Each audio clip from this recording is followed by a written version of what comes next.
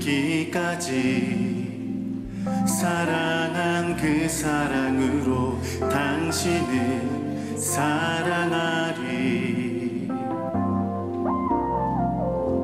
약속하신 축복의 말씀 굳게 믿으며 믿음의 가정 세우리. 우리 함께 섬기며 믿음의 가정 세우리. 거친 세파가 몰아칠 때 세상 사람들 모두 알게 되리. 믿음 위에서 우리 가정.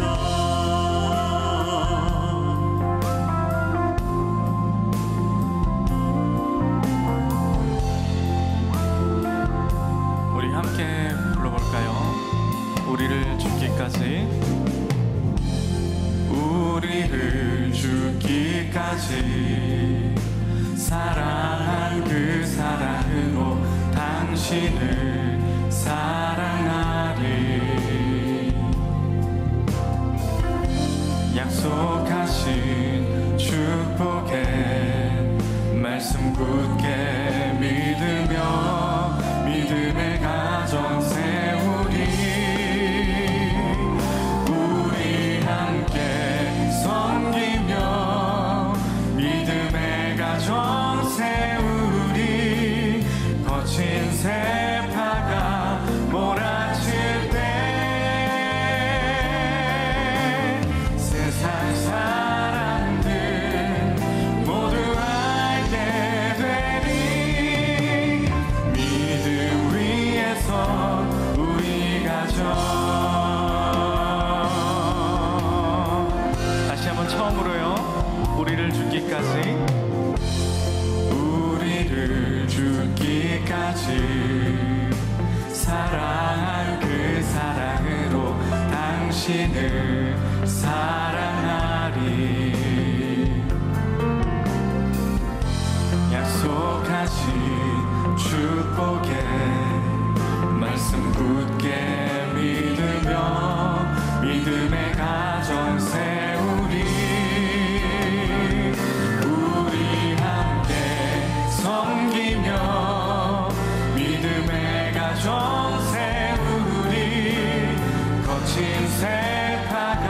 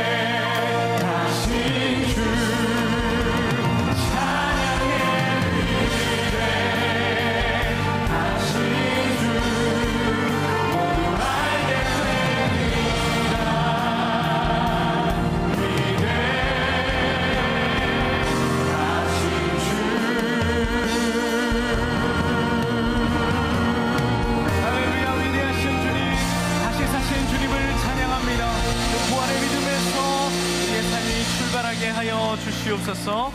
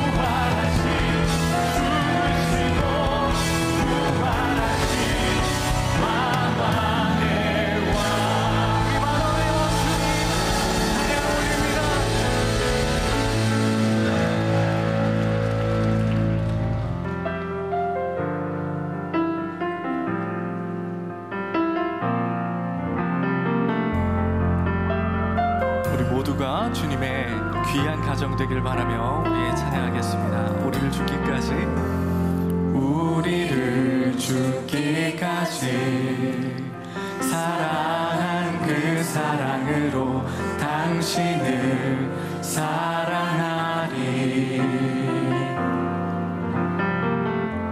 약속하신 축복의 말씀 굳게 믿으며 믿음의 가정 세우리. 우리 함께 섬기며 믿음의 가정 세우리. 거친 세파가 몰아칠 때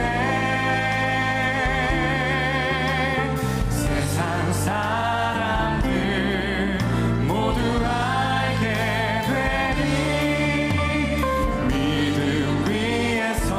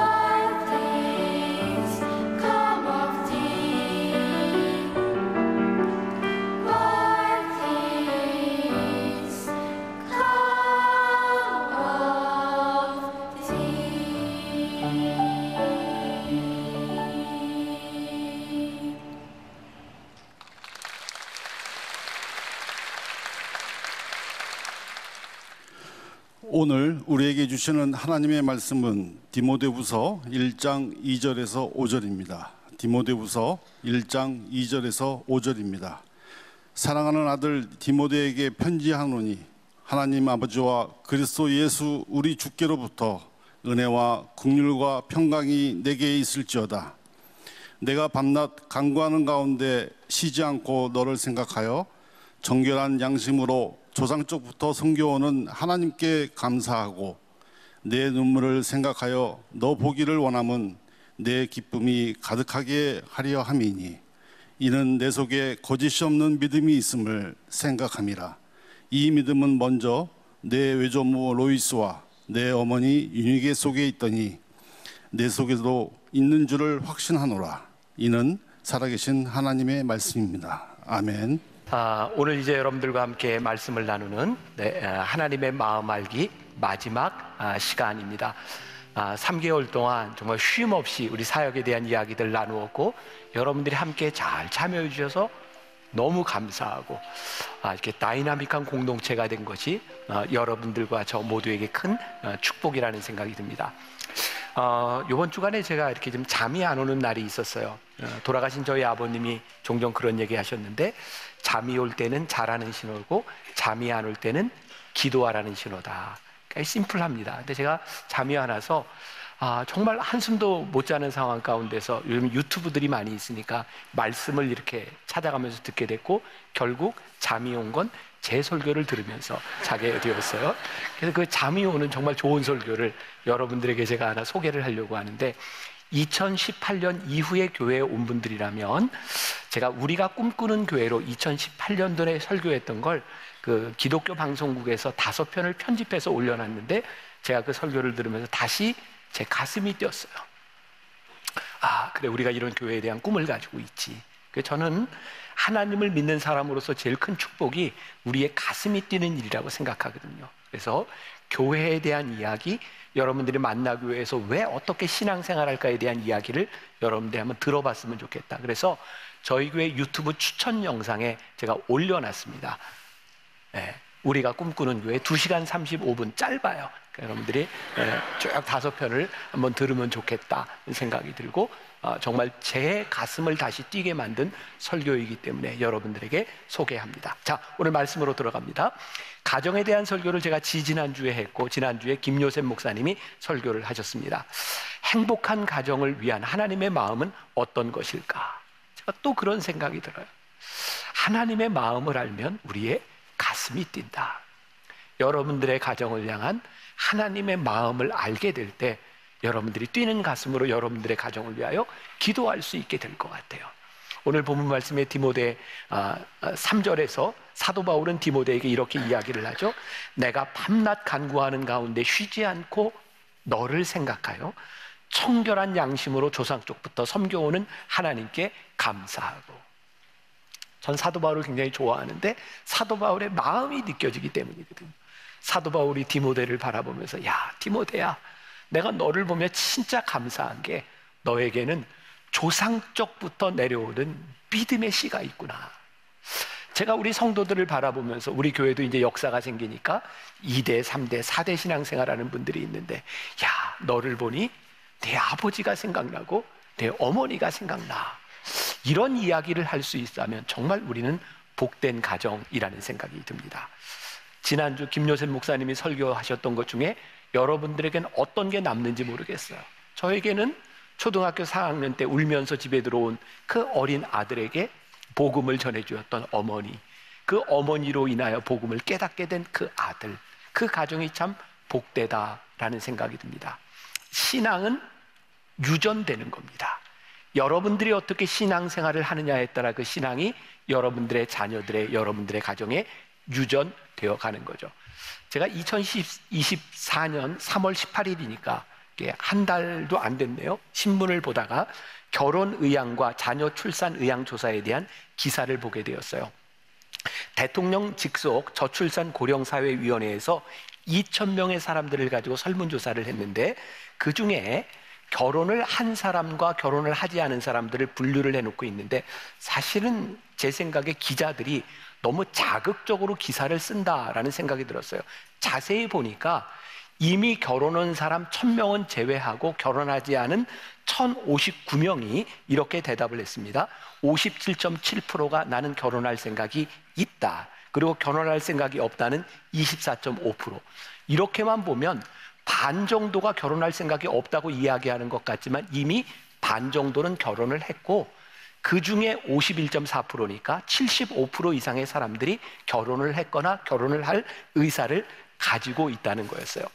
출산에 대한 문제에 있어서도 사실상 사실혼 관계에 있는 사람들의 71.5% 이 사람들이 결혼할 의향을 가지고 있고 또 소위 우리가 이야기하는 돌싱, 여러분들 가운데도 이혼을 할 경험이 있는 분들이 꽤 많을 거예요. 그분들 중에 26.9%만 다시 결혼할 의향이 있다라고 이야기를 했으니까 결혼에 대한 혹은 실패와 결혼에 대한 아픔을 가지고 있는 사람들은 가정을 이루는 걸 원치 않지만 그래도 전반적으로 이 사회는 결혼에 대한 생각을 가지고 있다. 또 아이가 없는 기혼자들에게 물었을 때 46.5%만 아이를 낳을 의향이 있다라고 이야기했으니까 이것도 기자들이 굉장히 자극적으로 기사를 쓴 거예요. 이미 아이가 있는 사람들은 놔두고 없는 사람들에게만 물었을 때 반 정도는 그래도 아이를 낳을 의향이 있다. 그럼에도 불구하고 우리나라는 출산율에 큰 문제를 가지고 있어요. 가정이 해체되는 어려움들을 가지고 있는 것이 사실입니다. 2000명의 사람들에게 물었습니다. 저출산 현상이 사회적 문제인가? 라고 묻자 93.9%가 문제다라고 대답을 했고 이 문제로 인하여 사회에 부정적인 영향을 미치리라고 생각하는가? 라고 물었을 때 역시 93.1%가 그렇다라고 대답을 했습니다. 아마 여기 있는 우리들 가운데 90%가 넘는 사람들은 다 가정의 위기라고 생각을 하고 여기에 있을 거예요. 그런데 이 위기는 왜 찾아오는가? 2022년 12월, 그러니까 1년이 조금 더 됐습니다. 가정의 해체에 대한 이런 문제를 가지고 개신교인들에 대한 의식조사를 했습니다. 가정에서 제일 힘든 문제는 무엇인가라고 했더니 두 가지가 나왔더라고요. 첫 번째 71%가 직장과 사회생활로 인해 몸과 마음이 지친다. 그리고 53%가 가사노동과 육아에 대한 것으로 어렵다라고 이야기를 합니다. 문제는 가정의 이런 문제로 인하여 신앙에 미치는 영향을 이야기했을 때 47%의 사람들이 신앙 자체와 관심이 약화되고 있고 37%의 사람들은 온라인 예배로 대체하고 있고 저런 현상들이 나타나고 있어요. 그러니까 우리들 가정 안에서 행복한 가정을 이루지 못했을 때 그 어려움들이 뭐하고 연관돼요? 신앙과 연관되어 있고 신앙은 점점 약화되고 있다는 사실들을 보게 됩니다. 자, 지난 3년 동안 우리들이 코로나를 지나갔어요. 그리고 요즘 나타나는 현상 중에 어린아이부터 노인 세대에 이르기까지 가장 심각한 문제가 무엇인가라고 이야기했을 때 외로움입니다.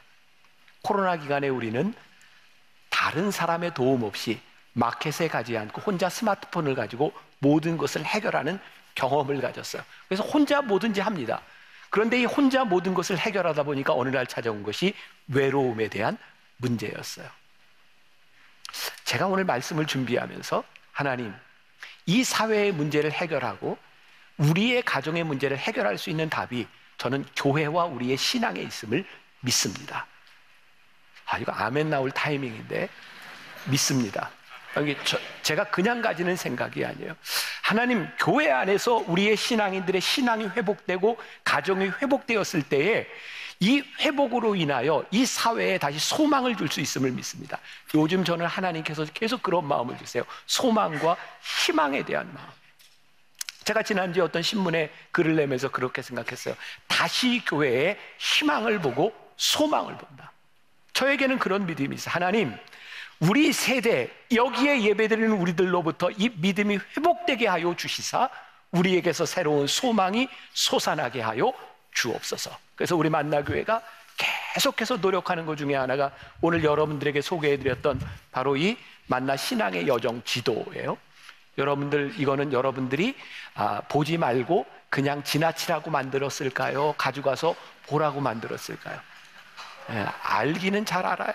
네, 가서 보세요. 그리고 여러분들 신앙의 중요한 가정의 그 여정에 여러분들이 들어오셔서 믿음의 교육들을 받는 것 중요한 일이라는 생각을 냅니다. 자, 이제 제가 가정의 이야기를 합니다. 우리 가정에 있어서 제일 중요한 게 있다. 그것은 우리들의 중심이 어떻게 되는지를 분명히 알아야 되겠다. 제가 동화를 하나 이야기를 해드립니다. 동화를 들으면서 제가 다람쥐 얘기를 할 텐데 다람쥐가 어떻게 말을 해? 이런 거 따지지 마세요. 동화예요. 자, 어떤 다람쥐 가족이 있었어요. 고목나무에서 이렇게 집을 짓고 사는데 이 다람쥐 가족은 굉장히 가난했어요. 근데 어느 날 아빠 다람쥐가 결심을 하죠. 우리가 이렇게 살아서는 안 되겠다. 열심히 일해야 되겠다.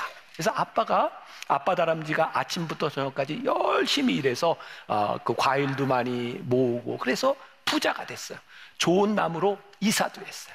근데 어느 날 밤에 일하고 들어온 이 아빠 다람쥐에게 엄마 다람쥐가 이야기합니다. 여보, 외로워요. 우리 아이들도 외로워요. 그런데 아빠 다람쥐가 화를 내는 거예요. 아니, 외롭다니, 내가 얼마나 가정을 위해서 열심히 일하는데 그런 소리 하지 마. 큰 소리를 내니까 잠을 자고 있던 새끼 다람쥐 둘이 깼어요. 근데 형 다람쥐가 동생 다람쥐가 이렇게 얘기해요. 자, 저기 봐, 저분이 있지? 저분이 우리들에게 좋은 걸 다 사주는 분이야. 그랬더니 동생 다람쥐가 그럼 우리 아빠도 사달라 그러자 라고 이야기를 해요. 동화예요. 무슨 얘기를 하고 있을까요? 아빠가 필요한 거예요. 가정에는 돈이 필요한 것이 아니라 아빠가 필요하고 좋은 관계가 필요한 거예요.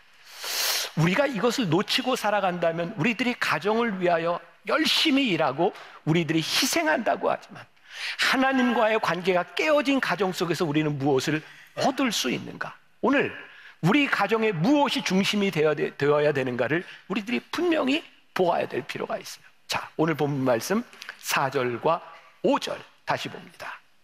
내 눈물을 생각하여 너 보기를 원함은 내 기쁨이 가득하게 하려 함이니 이는 내 속에 거짓이 없는 믿음이 있음을 생각함이라.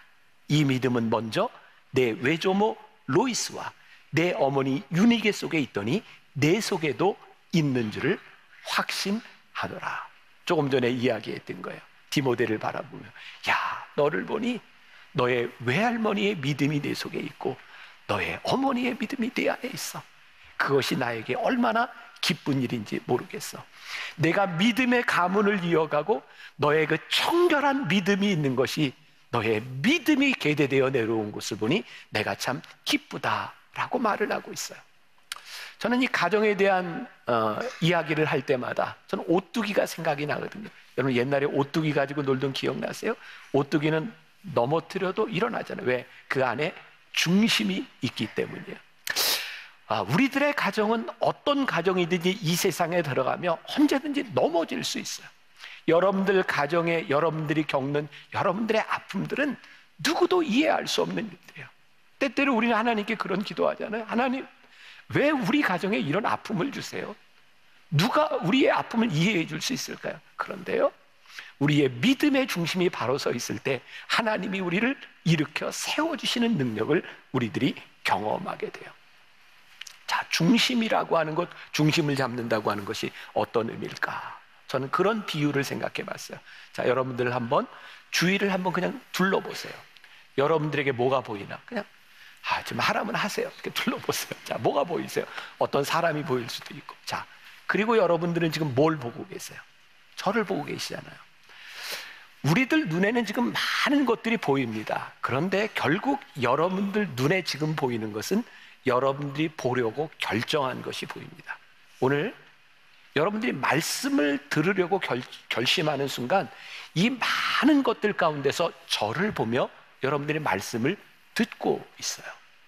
제 아내는 오래전에 보청기를 했어요. 보청기를 하고 제일 힘든 게 그런 경험들이 있겠죠. 잘 들리기는 하는데 여러 소리가 잘 들려요. 그래서 보청기를 하면 너무 힘들어합니다. 그래서 어떤 분들은 조금마다 빼기도 합니다. 그래서 보청기를 끼고 나면 훈련이 필요한데 내가 듣고자 하는 소리를 들으려고 하는 훈련이 되어야 보청기가 제대로 작용을 하는 거예요. 아, 그렇구나. 우리들에게 수없이 많은 것들이 보이고 수없이 많은 것들이 들리지만 결국은 우리들이 보고자 하는 것을 보고 우리들이 듣고자 하는 것을 듣는 것, 그것이 중심에 대한 부분이구나.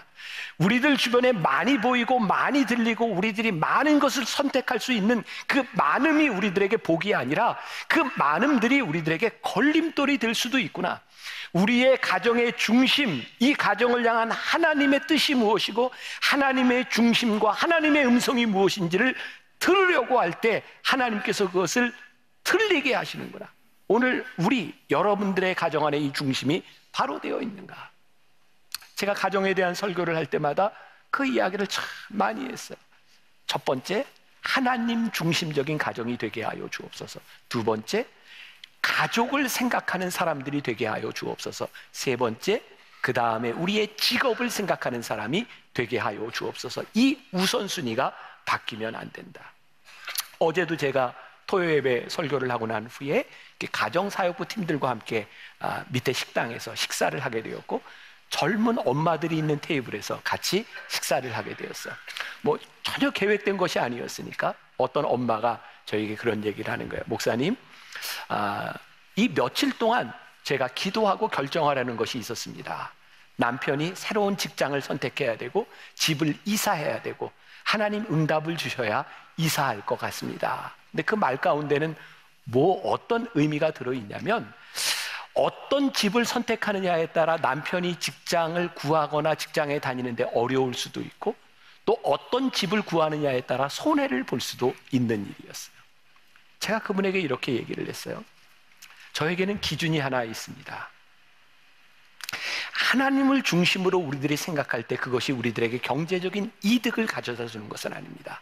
우리들이 하나님 중심적으로 선택하면 그것이 우리들에게 손해가 될 수도 있습니다. 그러나 제가 믿는 것이 있습니다. 손해를 보는 것 같지만 결코 그것이 우리의 인생의 손해가 아니라는 것을 믿는 믿음. 하나님 중심적으로 살아갈 때 하나님이 우리들의 삶을 형통케 하신다는 믿음을 가지지 않으면 우리는 이 세상에서 가장 중요하고 올바른 것을 선택하지 못합니다. 저에겐 그런 생각이 들더라고요. 제일 중요한 우리들의 삶의 우선순위가 세워지면 당장 우리들 눈앞에 보이는 것이 뭐냐면 그 우선순위를 비껴간 다른 것들을 버려야 되는, 손해보는 것 같은 느낌이 든다는 거예요. 갑자기 그런 생각이 났어요. 제가 만나교회 담임 목사가 되기 전이었던 것 같아요. 제가 요 앞에 동부코롱 아파트에서 살 때였는데 교회에서 전세비를 보조를 해주고 저도 이제 밖에 아파트에서 살았어요. 근데 제 아내가 저에게 이렇게 얘기를 하더라고요. 여기에 한 몇 천만 원만 보태면 이 집을 살 수 있을 것 같아. 그 집을 살 수 있는 철호의 기회였던 거예요. 근데 저는 어떤 마음의 결심을 했냐면, 이건 제 기준이에요. 여러분들 기준이 아닙니다. 저는 만나교회 목사로 이렇게 평생 목회를 하면서 내가 이렇게 집이나 재산을 이렇게 소유하지 않고 목회를 하다 은퇴하면 좋겠다, 그런 생각을 가지고 있는 제 아내가 집을 살 철호의 기회라는 거예요. 제가 쉽게 얘기를 했어요. 생각하지 마, 꿈도 꾸지 마. 그리고 집을 안 샀는데 얼마 지나지 않아서 몇 억이 올랐어요. 제가 마음이 어땠을까요? 어땠을까요? 저 진짜 거짓말 하지 않아도 아무런 서운함도 없었어요. 저는 굉장히 기뻤어요. 왜냐하면 제 가치를 지킨 일 때문이었어요. 전 여러분들에게 도전을 주고 싶은 게 있어요. 우리들이 이 세상을 살아가며 어떤 가치를 두고 우리들이 살아가는가.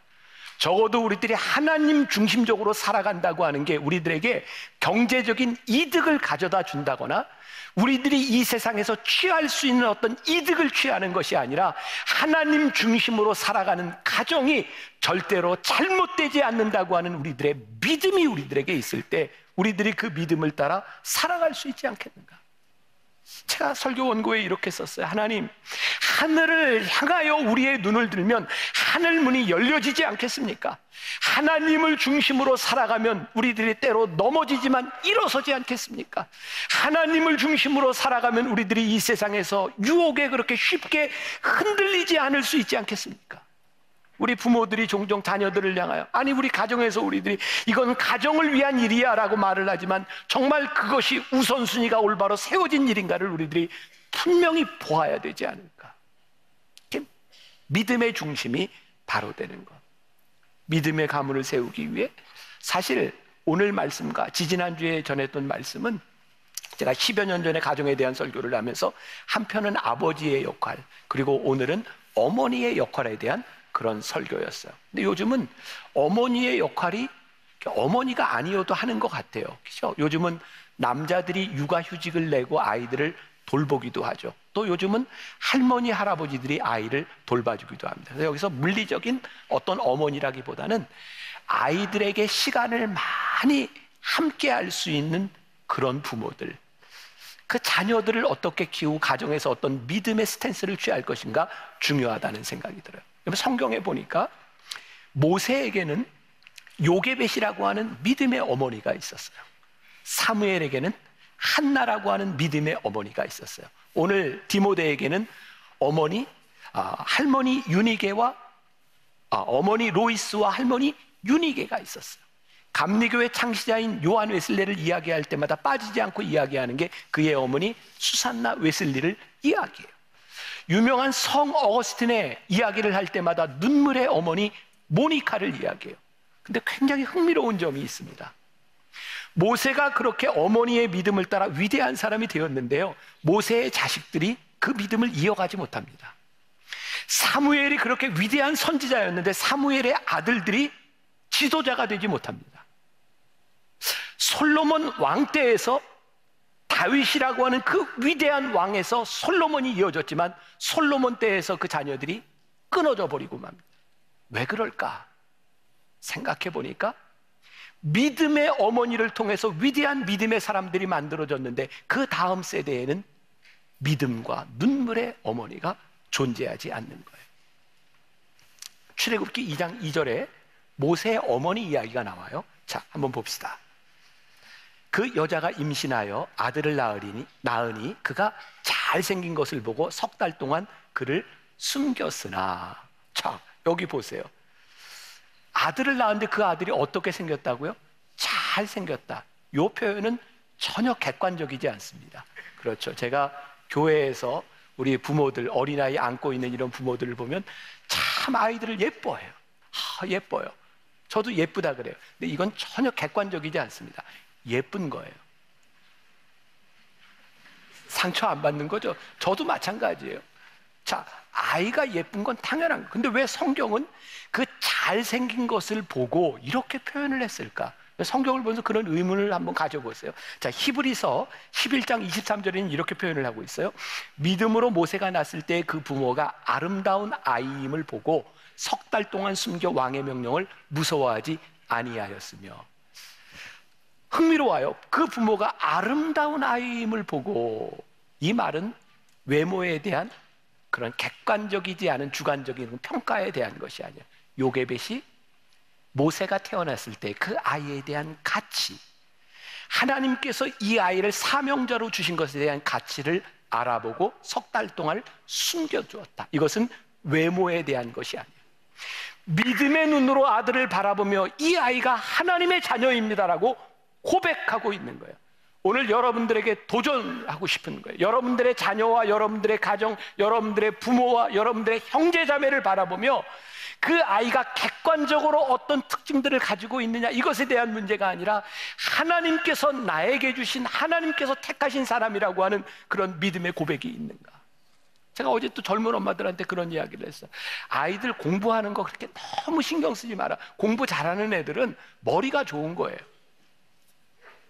동의 안 하세요? 머리가 좋은 애가 열심히 공부해야 공부 잘하는 거지, 아무리 공부해도 안 되는 애들이 있어요. 모두가 돈을 벌 수 있는 것들 아니에요. 만약에 우리들이 이 가치를 세상적인 풍조에 둔다고 하면 그 가정이 절대로 행복하지 못해요. 이 가정, 이 자녀를 우리들에게 주신 이 하나님의 은혜와 하나님의 생각을 우리들이 하고 살아가는 거예요. 자, 김요센 목사님 이야기로 잠깐 넘어가 볼게요. 제가 이 말씀을 오래전에 준비해 놨는데 김요센 목사님이 쓴 삶으로 가르치는 것만 남는다라는 책이 있어요. 근데 지난주에 김요셉 목사님이 설교를 하셔서 조금 더 리얼하게 얘기할 수 있는 것 같아요. 자, 지난주 설교 중에 김요셉 목사님이 이런 얘기를 했어요. 자기는 태어나서 초등학교, 중학교, 고등학교를 다 수원에서 나오고 본인은 그렇게 이제 그 당시에 이렇게 이제 영어도 잘 못하고, 근데 그 목사님은 지금 한국말보다 영어를 훨씬 더 잘하는 분이거든요. 여러분 그 말 믿지 마세요. 거짓말이에요. 그 목사님이 여기서 초등학교, 중학교, 고등학교까지 나온 것은 맞지만 어머니가 미국 사람이고 해서 중간중간 미국에 가서 교육받을 기회들이 많이 있었어요. 그러니까 여러분들 김요셉 목사님 말을 듣고 내 아이도 수원시 어디에 태어났는데 영어를 잘할 것이다 이런 꿈을 꾸지 마세요. 그런 일 없어요. 그 목사님 책에 보면 초등학교 4학년 때 이야기가 나와요. 4학년 때 미국으로 갔는데, 학교에 갔는데 그때는 영어를 잘 못할 때인데 선생님이 수업 시간에 아이들에게 단어를 불러주고 스펠링을 맞추는 그런 수업 시간이었던 거예요. 아이들에게 애플 그러면 APPLE 뭐 이렇게 이야기를 하고, 근데 이 목사님은 영어를 잘 못하는데 두려운 거예요. 나한테 물어보면 어떡하지? 근데 자기 차례가 되었을 때 선생님이 요셉이 나와 그러더니 칠판에다가 선생님 이름을 한국말로 써봐. 그래서 한국말로 썼대요.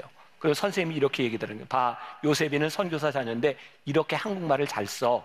수업을 마치고 났더니 애들이 전부 자기 이름을 가져와서 한국말로 써달라. 그래서 그 목사님이 일약 스타가 되었다. 이제 그런 이야기를 하고 있는 거예요. 목사님이 거기서 하고 싶었던 이야기는 영어가 다가 아니다. 그리고 우리들의 단점이 다가 아니다. 하나님은 모든 것을 쓰신다. 그런 이야기를 하고 있는 거죠. 저도 목회를 하면서 영어에 대한 많은 어떻게 컴플렉스라고 할까? 내가 영어를 좀 잘했으면 더 많은 일을 할 수 있었을 텐데 그런 생각들을 늘 하죠.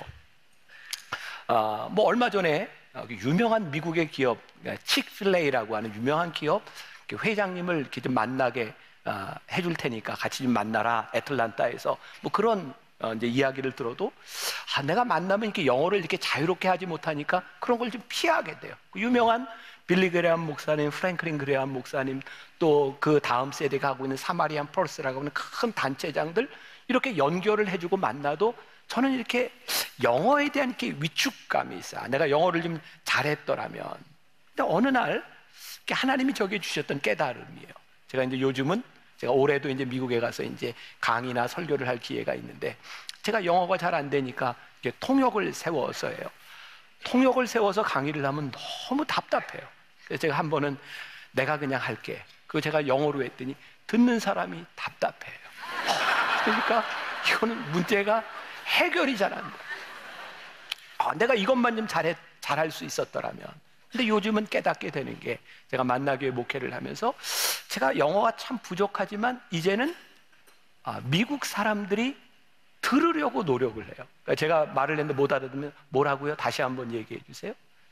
그리고 저희 교회는 또 영어를 하는 사역자들 하나님이 또 많이 붙여주셔서 그 일들을 하게 하세요. 요즘 저에게 깨닫게 하시는 거예요. 우리들이 가지고 있는 능력에 대한 문제가 아니라 하나님이 우리들에게 붙여주시는 사람들과 하나님께서 인도하시는 그 인도하심은 우리들이 가지고 있는 능력보다 훨씬 더 크고 위대한데 우리들이 하나님의 능력을 우리들이 인정하면서 우리들이 살아가고 있는가. 자, 제가 참 마음이 편한 것 중에 하나는 여러분들 남경필 집사님 있잖아요. 경기도 지사를 했으니까 저에게 이제 친구이기도 하고 제가 이렇게 가깝게 교제를 하는데 제가 잠깐 얘기를 했던 적이 있고 이미 이게 매스컴을 통해서 나왔기 때문에 제가 얘기할 수 있을 것 같아요. 제가 작년 성지순례를 갔을 때 거기에서 전화를 한 통화 받게 됐는데 매스컴에 잘 알려진 그 아들이, 큰 아들이 마약을 하다가 이제 걸리게 된 거예요. 전화를 하는데 바로 그 동생에게 너 형을 바로 신고해라. 너희 형은 지금 이거 구치소에 형무소에 들어가지 않으면 이 문제가 해결되지 않는다. 그래서 형이 직접 아버지 이야기를 듣고 신고를 했어요. 그런데 구속이 되지를 않았어요. 그래서 막 그런 상황 가운데서 성지순례 중간에 다시 한국으로 먼저 나오게 되고 그 과정이 굉장히 복잡했어요. 그때 남경필 집사가 그런 믿음 신앙 고백을 했어요. 뭐냐면 목사님, 이 마약을 도저히 끊을 수도 없고 어떻게 할 수도 없고 요양원에도 집어내보고 치료소에도 들여다보고 무엇을 해도 되지 않는데 정말 아무것도 알 수 없는 상황 가운데서 비행기를 타고 나가는 과정 가운데 성령님을 경험했어요. 성령님을 경험하게 된 게 뭐였냐면, 하나님, 제 힘으로는 할 수 있는 게 없어요. 하나님께 제 아들을 맡깁니다. 근데 그 순간 형언할 수 없는 평안함이 그 마음에 찾아오게 됩니다. 저에게 울면서 그런 고백을 했어요. 목사님, 저 이런 고백은 처음입니다. 여러분들에게 한번 물어볼게요. 그 아들을 하나님께 맡겼기 때문에 그 아버지에게 무거움과 부담감이 사라졌을까요? 아니에요. 여전히 아들 때문에 아프고 힘들어요. 근데 하나님께서 소망을 주셨다는 거예요. 하나님께서 하신다. 그 힘들고 어려운 시간들을 지나가는데 하나님이 소망을 주셨다는 거예요. 제가 정말 다행스러운 게, 지금 이제 다음 주 여러분들 선거철을 앞두고 있는데, 이 남경필 집사가 정치를 안 하는 사람이니까 제가 지금 이야기를 하지, 제가 오늘 아침에 넥타이를 매는데 몇 번 풀었어요. 빨간색을 맬 수도 없고 파란색을 맬 수도 없고 이 색깔 매고 왔어요. 투표들은 다 하세요. 뭘 하든 하나님이 하신다. 자녀에 대해만 이야기를 하는 게 아니에요. 여러분들의 남편과 여러분들의 아내와 여러분들의 가정, 아무리 하나님께 맡겨도 힘들어요. 근데 하나님께서 소망을 주시는데, 남집사님 얘기예요. 그 아들이 지금 마약을 끊지 못하고 지금 형무소에 들어가 있는 그 아들이 초등학교를 졸업할 때 교장 선생님이 물었대요. 너 앞으로 뭐 될 거니? 예, 저 목사 될 거예요. 그때 그 얘기가 생각나더라는 거예요. 하나님, 그때 고백했던 그 소망이 이루어지기를 소원합니다. 제가 그 소망에 동의했어요. 그리고 그 아들이 목사가 된다면 내가 얼마나 도움이 될지 모르겠지만 그 아들이 사역하는 걸 내가 도와줄 용의가 있다. 오늘 여러분들에게 그런 말씀을 드리고 싶어요. 하나님께 맡긴다고 하는 것, 우리들의 가정의 믿음의 중심이 세워진다고 하는 것은 여러분들에게 어려움이 없어지는 게 아니에요. 하나님께서 여러분들에게 뭘 주신다고요? 소망을 주신다고요. 하나님께서 여러분들의 가정을 붙들어 주신다고요.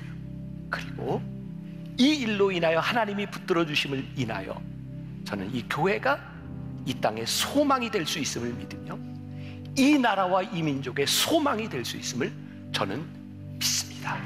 우리 이 소망을 가지고 여러분들의 가정을 위하여 기도했으면 좋겠어요. 여러분들의 가정을 축복할 수 있으면 좋겠어요. 우리 함께 찬양하며 축복하며 기도하면 좋겠습니다. 하나님, 이 가정을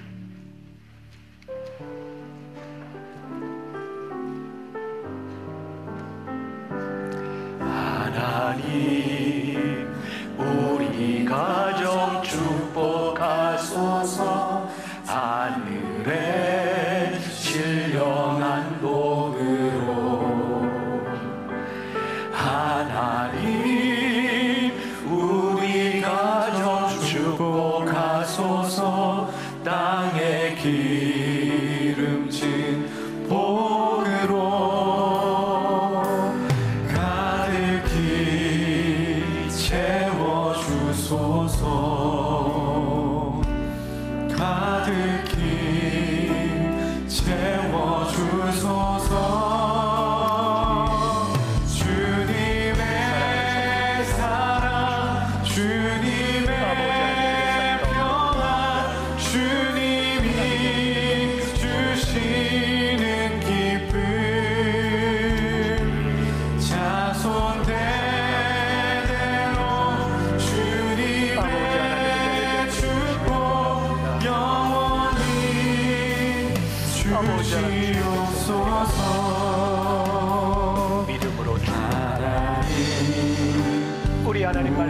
가정 축복하소서. 아버지 하나님, 하나님의 말씀에 의지해 충만한 복으로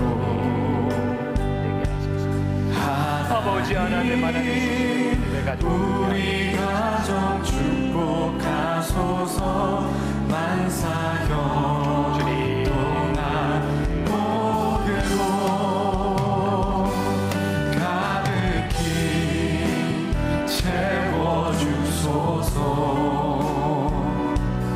가득히 채워주소서. 주님의 사랑, 주님의 평안, 주님이 주시는 기쁨, 자손대대로 주님의 축복 영원히 주시옵소서. 오늘은 제가 여러분들의 가정을 위하여 주님의 이름으로 기도하려고 합니다. 여러분들 가슴에 손을 얹어도 좋고 머리에 손을 얹어도 좋고 믿음으로 함께 기도하면 좋겠습니다. 하나님, 우리 사랑하는 성도들의 가정을 위하여 주님의 이름으로 손을 얹어 축복하며 기도합니다. 하나님, 오늘 예배한 우리 성도들 가운데 참 아픈 마음으로 자녀를 바라보고 가정을 바라보며 하나님 앞에 울며 기도하는 성도들이 있습니다. 하나님, 어찌하면 좋을지, 나에게 이 짐이 너무 무겁다고, 너무 버겁다고 하나님 앞에 기도하는 사람들이 있습니다. 그런데 오늘 말씀을 통하여 우리들에게 주시는 귀한 은혜가 있습니다. 나에게 맡겨보지 않겠니? 하나님, 하나님께 맡길 때에 우리들에게 주시는 하나님의 소망이 우리 가운데 넘치기를 간절히 소원합니다. 주님, 우리가 우리의 머리 위에 손을 얹고 간절히 기도합니다. 복된 믿음의 가문을 이루게 하여 주옵소서. 복된 하나님의 사람으로 살아가게 하여 주옵소서. 하나님, 우리의 가정으로 인하여 이 나라와 이 민족이 살게 하여 주옵소서. 회복의 역사가 일어나게 하여 주옵소서. 지금은 우리 주 예수 그리스도의 은혜와 하나님 아버지의 무한하신 사랑과 성령의 인도하심이 하나님 주신 가정, 복된 가정 되기를 소원하며 나가는 당신의 사랑하는 모든 백성들 위해 지금부터 영원까지 함께 하시기를 간절히 축원하옵나이다. 아멘. 지금은 선교 헌금 시간입니다. 이 예배를 통해 삶 가운데 은혜와 회복이 충만하시길 간절히 기도합니다.